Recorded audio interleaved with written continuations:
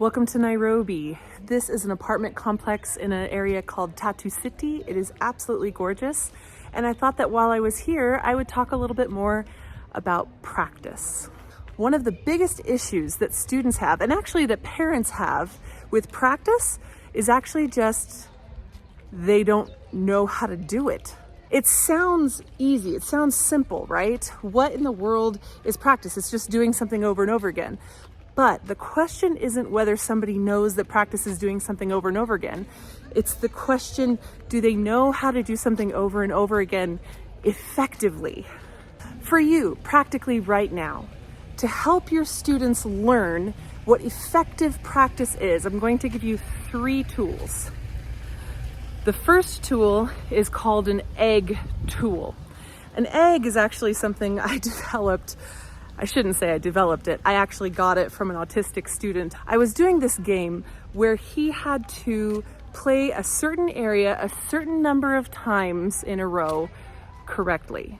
We've talked about this. This is an excellent way to practice because it encourages correctness over time. It has an end point. So midbrains absolutely love this game. Even if you have to train through a little frustration, it's still a more effective way to use your time in practice. The story is that I was having this young man do it, and he said, no, put an egg around it, meaning put a circle around my points. So that's why I call it the egg game. I would highly recommend that you go ahead and use the egg game in your assignments. Tell your students, do this section until you have a 5-point egg, until you have a 3-point egg, so on and so forth. That sort of thing is the thing that's going to help your students know whether they've done the right job and when they're done.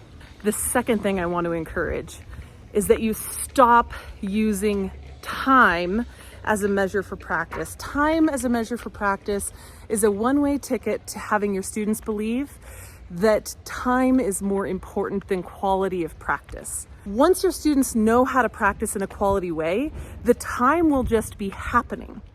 Remember, quality practice can't happen unless the midbrain is fully engaged. So whatever you're telling them to do, especially if it's an egg game, you need to make it enjoyable enough that your students will actually want to do more. When you're assigning something, assign enough that the excitement goes up and up and up and they're getting excited, and then they stop when they're here, not when they go down to now bored. You want them to stop at the peak of excitement. That's when you're going to get the best quality student practice and be teaching your students to consistently do solid practice. My third resource is actually free right now on our website. It's my student practice journal.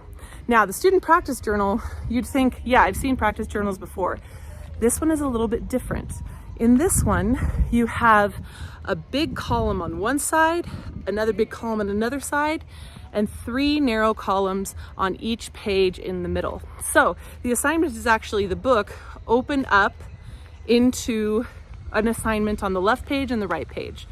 First column says day 1, and then you list the things you want them to do for day 1.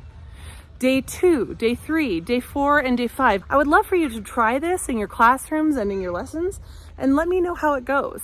This is something that needs trained. Don't try to uptake it all at once. Take your time with it. You won't regret it. Signing off from beautiful Nairobi.